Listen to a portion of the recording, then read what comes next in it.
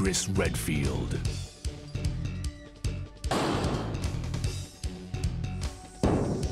Jill Valentine.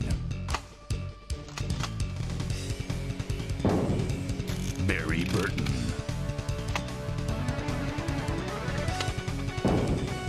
Rebecca Chambers. Albert Wesker.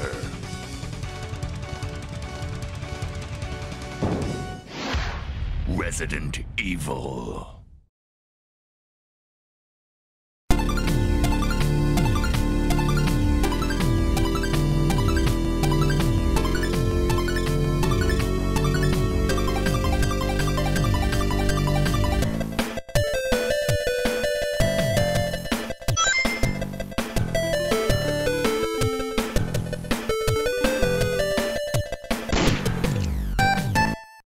Salut à tous, vous le savez, adapter un jeu en film, c'est extrêmement simple.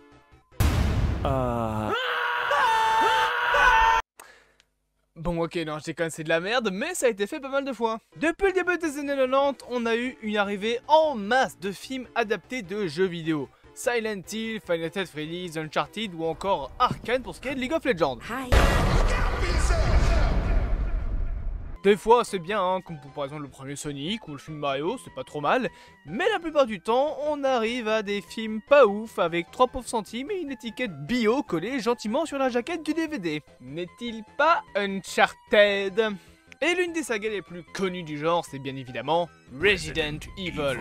Saga de 6 films et d'un reboot sorti en 2021. Une série et une chier de films d'animation, mais bon, les deux trucs là, personne n'en parle. Je suis tellement beau! Resident Evil est encore aujourd'hui la saga de jeux vidéo la plus adaptée à l'écran. Mais s'il y a eu des films Resident Evil adaptés de jeux, ça veut bien dire qu'il y a eu des jeux avant ça. Je mérite un Oscar pour avoir dit cette phrase. Laissez-moi simplement utiliser cette vieille console rétro pour voyager dans le temps. C'est parti!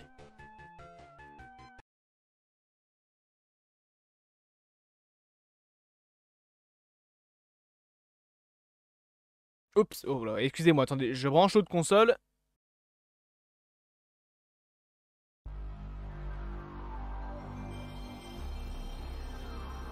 Du miel pour les oreilles.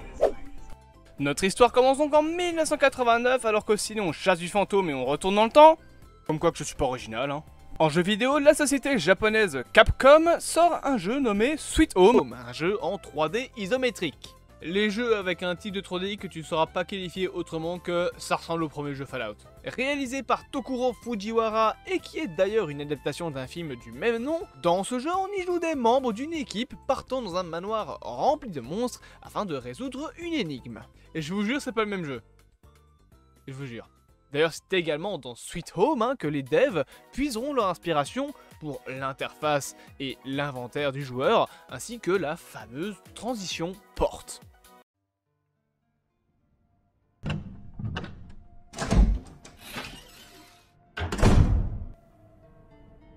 C'est donc au début des années 90 que Capcom cherche à développer une suite à Sweet Home. Fujiwara choisira alors un certain Shinji Mikami pour diriger un remake du jeu prévu en 1993. Capcom utilisera les racines d'un autre jeu de Koji Oda, à la base prévu pour la Super Nintendo, avant que le studio ne décide de migrer le projet vers la PlayStation en 1994. La raison est tout simplement le support CD de la PlayStation. À la base une collaboration avec Nintendo d'ailleurs, ça la offre plus de stockage qu'une cartouche de Super NES. Finalement, après quelques mois, le projet de suite à Sweet Home fut abandonné lorsque Mikami débarque avec comme idée un jeu sur les virus et armes bactériologiques. Si Capcom était au départ pas vraiment très chaud pour l'idée à la base, c'est en partie grâce au soutien de Fujiwara que Mikami eut l'aval du studio. La machine est alors lancée et Mikami se met au travail sur son jeu. En quelques mois, il écrit une quarantaine de pages. Moi, il m'en faut 3 ans, donc bon. Il réalise des concept art du lieu principal où aura lieu son jeu et il crée les concept art des personnages principaux de l'histoire. Ah, regardez-les, hein, comme ils sont badass. Sauf toi. Non, toi tu es moche. Tu es très moche. D'ailleurs, sachez que le manoir en question, qui à ce moment-là n'était pas encore le manoir Spencer, a été inspiré par le Stanley Hotel, un hôtel dans lequel a séjourné Stephen King et dans lequel ce dernier a imaginé les bases de Shining. Here's Johnny. Comme quoi que entre Resident Evil et Shining, eh bien il n'y a qu'un pas. Si au départ le jeu est plus vu comme un RPG à la première personne, Mikami décidera finalement d'axer son jeu sur un gameplay à la troisième personne, notamment à cause des limitations techniques de la PlayStation. C'est grâce à ça notamment que l'on peut cacher les couloirs où arrivait le joueur, ce qui libère beaucoup d'espace de RAM pour la console. Durant le développement, Mikami fera la rencontre du jeu français Alone in the Dark, jeu qui inspirera le placement des caméras fixes dans Resident Evil, ainsi que le fait de choisir entre un homme et une femme comme personnage jouable, même si Mikami déclarera ne pas avoir connu le jeu durant le développement, ce que j'ai quand même beaucoup de mal à croire. Bonjour, c'est l'avocat du diable. Alors c'est pour préciser que selon la loi, si votre jeu ou votre film a plus de succès que l'œuvre originale, ça n'est pas du plagiat. Est-ce que je pourrais savoir qui vous... Non. Par la suite, cette idée d'avoir plusieurs personnages jouables au sein d'un même jeu Resident Evil va suivre avec des jeux du genre Resident Evil 2 avec Claire et Léon, Code Veronica, ou encore Resident Evil 5 plus récemment avec Chris et Shiva. Concrètement, il y avait plusieurs idées phares qui ont dirigé le développement du jeu et des idées derrière. Tout d'abord le lieu, un hôpital, une école, un cimetière, un château, un truc du style Dracula. Le but était tout simplement d'enfermer le joueur dans un espace restreint et angoissant, avec comme but le besoin de s'évader. Pour ce qui est de la menace principale du jeu, on est passé par plein de trucs différents. De l'horreur plus psychologique, avec une inspiration à la psychose de Alfred Hitchcock. Puis après on a eu des entités qui auraient hanté le manoir, comme des esprits ou des fantômes. Puis au final des créatures du genre ghoul qui auraient servi une grande secte. Mais pour finir, ce sera le côté arme biologique qui tourne mal qui sera retenu, largement inspiré des zombies du cinéma, par exemple ceux de Romero. La dernière étape, c'est tout simplement les personnages. Si au début on parle de civils avec 4 personnages avec même un vieux sage dans le tas, le choix de faire des ennemis de base des zombies fait que les héros passent à une unité spéciale envoyée de policiers, dont les mouvements sont capturés avec de la motion capture, principe aujourd'hui en partie remplacé par la performance capture et qui sera utilisé pour plus de réalisme dans le jeu. C'est d'ailleurs là une des clés du jeu qui sera mise en place. Là où les jeux d'action étaient alors assez souvent des gros jeux bourrins du genre Doom, Resident Evil sera beaucoup plus intimiste, avec des créatures à esquiver plutôt que de les éliminer, des munitions limitées et surtout chaque ennemi est unique. Là où dans d'autres jeux les ennemis arrivent par vagues, dans Resident Evil, chaque ennemi tué ne réapparaît pas. Et ça c'est un point qui ne sera réellement utilisé que dans les premiers jeux de la saga. À partir du 5 par exemple, on est beaucoup plus sur des purs jeux d'action.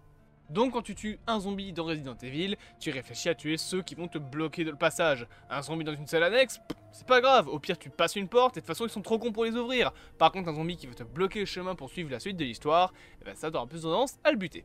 Et donc ça y est, nous avons la trame du jeu, un groupe de policiers surentraînés est appelé en renfort, alors que de nombreuses personnes disparaissent aux alentours d'un manoir délabré.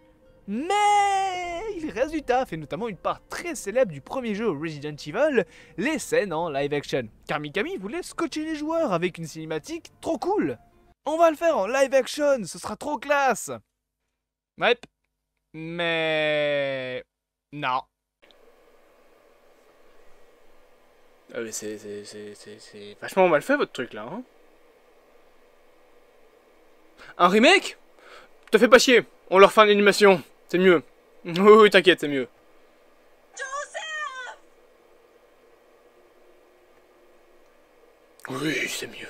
C'est en août 1995 que les scènes en prise de vue réelle seront prises. La raison étant que la console PlayStation ne permettait pas alors à Shinji Mikami de faire ces scènes avec le moteur du jeu. La console n'était tout simplement pas assez puissante pour l'époque. Au total, ce sera un tournage de 3 jours qui prendra place. 2 jours en tournage de studio, pour tourner toutes les fins en hélico et des moments de l'intro du jeu. Moi, ce que j'aurais fait, c'est que j'aurais demandé de louer un vrai hélicoptère pour filmer les scènes en intérieur. Et ainsi, quand c'est fini, hop, on les pousse avec un parachute, comme ça fait du divertissement pour l'équipe. Et s'ils se crachent, c'est pas grave, ça fera des économies sur le maquillage des cadavres après. C'est pour ça que je suis pas réalisateur d'ailleurs.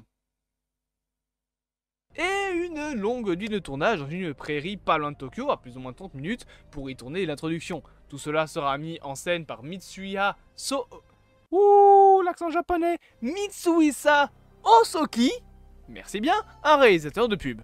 Et mine de rien, même si le résultat fait très cheap et mal foutu, faut pas se mentir, bah ces acteurs sont ceux qui ont interprété pour la première fois en live action les personnages du jeu. Et encore aujourd'hui, ils ont une place dans le cœur de nombreux fans qui ont notamment réussi à retrouver une partie des acteurs de l'époque. Ainsi on sait que Charlie Kraslavsky, oh putain, sera Chris Redfield, Greg Smith aura joué Barry Burton, Eric Périus aura joué Albert Wesker, Inès, dont le nom est inconnu, aura joué Jill Valentine, une certaine Linda aura joué Rebecca Chambers, et enfin un certain Jason aura joué Joseph Frost. D'ailleurs, dans une petite interview des années après, Charlie, l'acteur de Chris, a lâché des petites informations du genre. Les chiens, en réalité, c'était des Doberman, apparemment très adorables. Son arme s'est cassée sur le tournage. Ah, ça s'invente pas, hein. Il a même déclaré qu'il aurait apparemment, selon lui, fait un meilleur Barry Burton que celui des films d'Anderson. Si seulement tu savais. Après ce tournage en 95, le développement du jeu continuera bien tranquillement. La musique est composée par Takashi Niagaki. Japonais, c'est compliqué. Les différents monstres seront intégrés au jeu. Araignées, zombies, chiens zombies, requins zombies. Oui, des requins. Des requins zombies. Et bien évidemment, le tyran, la créature emblématique du jeu. Et même plus grand antagoniste final que Wesker d'ailleurs. Cependant, l'un des derniers problèmes est le titre du jeu. Parce que, bon, en réalité, le problème c'est qu'il n'y en a pas vraiment. Le jeu de base s'appelait Psycho parce que Mikami avait une grande inspiration du film Psychose, en tout cas c'est comme ça qu'il l'a appelé chez nous, de Alfred Hitchcock, mais c'était pas vraiment au goût de l'équipe de développement qui a préféré appeler le jeu Biohazard ou Biohazardu en japonais. Mais parce qu'on vit dans un monde où rien n'est facile, sauf s'abonner à la chaîne bien entendu, là c'est juste cliquer sur un bouton. Un souci viendra, pour des questions de droit, le jeu japonais restera seulement pour le Japon, car un jeu intitulé Biohazard Battle, un shoot'em up est sorti en 92 sur Mega Drive, et en plus un groupe de métal est nommé ainsi déjà aux États-Unis. Le titre Resident Evil sera finalement choisi grâce à un concours en interne chez Capcom qui décidera du nom occidental du jeu. D'ailleurs, hein, pour l'anecdote, si on repart loin après dans le temps de la saga, Resident Evil 7 chez nous s'appelle Resident Evil Biohazard, en référence au nom japonais. Et bien au Japon, vu que Resident Evil c'est pas le nom du jeu, vu qu'il s'appelle Biohazard, et bien le 7ème jeu de la licence s'appelle donc Biohazard 7 Resident Evil. Après plusieurs années de développement, Resident Evil sortira finalement en 96, le 22 mars au Japon, suivi du 30 mars aux USA et enfin le 1er août en Europe. Les versions Saturn et PC sortiront quelques temps après, même une version Game Boy était prévue à la base, mais elle ne sortira jamais. À sa sortie, Resident Evil sera un énorme carton, 5 millions de ventes, des critiques enthousiastes, même si on s'accorde tous je pense sur le fait qu'au-delà de son esthétique, alors, le scénario de Resident Evil ça volait pas spécialement haut, hein. Alors bien évidemment je vais pas vous faire l'affront de vous résumer l'histoire du premier jeu. En fait si, je vais le faire. En mai 1998, d'étranges événements se produisent dans les montagnes Arklay entourant la petite ville de Raccoon City. De nombreuses personnes disparues et le corps déchiqueté d'une jeune randonneuse est retrouvé au bord d'une rivière. Les forces de police pensent d'abord avoir affaire à une meute de chiens sauvages ou à de très gros prédateurs, comme des ours ou des pumas, mais les meurtres se succèdent et si les enquêteurs ne découvrent que des traces de cannibalisme sur le corps, la présence éventuelle d'une secte cachée dans l'immense forêt recouverte de la cité est alors envisagée. Merci Wikipédia. En juillet 1998, ce sont les autorités qui font venir les membres de l'équipe Bravo des Stars, une équipe d'élite spécialisée dans les interventions périlleuses. Mais les communications avec cette équipe sont soudainement coupées. Albert Wesker, capitaine de l'équipe Alpha des Stars de Raccoon City, décide de mener l'enquête avec son groupe. Ceux-ci découvrent l'hélicoptère de l'équipe Bravo écrasé au sol et quelques instants plus tard se font attaquer par d'horribles molosses. Joseph Frost est alors dévoré virant par les cerbères, Brad Vickers, le pilote de l'hélicoptère de l'équipe, panique et s'enfuit avec son appareil, laissant les autres survivants seuls devant un mystérieux manoir. Vous inquiétez pas, Brad il aura ce qu'il mérite. Attendez Resident Evil 3, vous verrez. Le joueur a alors le choix entre Jill Valentine et Chris Redfield, et les fins diffèrent en fonction du personnage qu'incarne le joueur et des choix qu'il fait en cours de partie.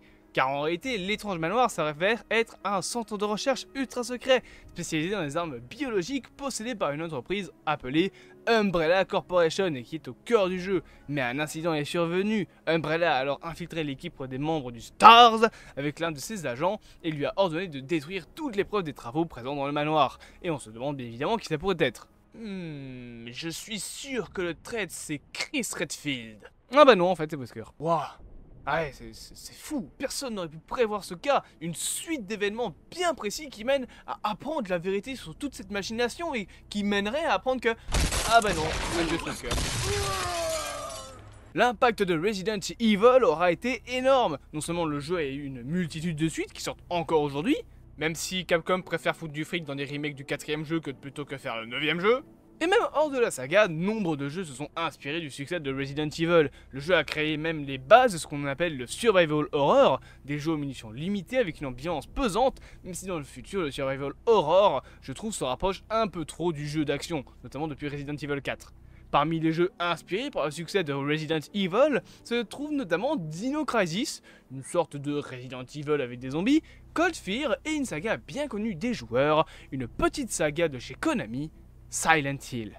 Aujourd'hui, Resident Evil reste encore une saga qui aura marqué le jeu vidéo. Il y a encore des opus qui sortent aujourd'hui et tous les événements qui auront mené à sa sortie montreront que Resident Evil aura marqué le jeu. Ça aura donné plein de nouvelles idées pour de nouveaux développeurs, plein de nouveaux très bons jeux, dont plein d'autres bonnes licences. Ça aura même inspiré le cinéma. Bref, Resident Evil restera à jamais dans l'histoire des joueurs.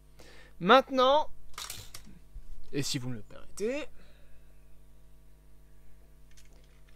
je dois aller buter des gens dans la brume.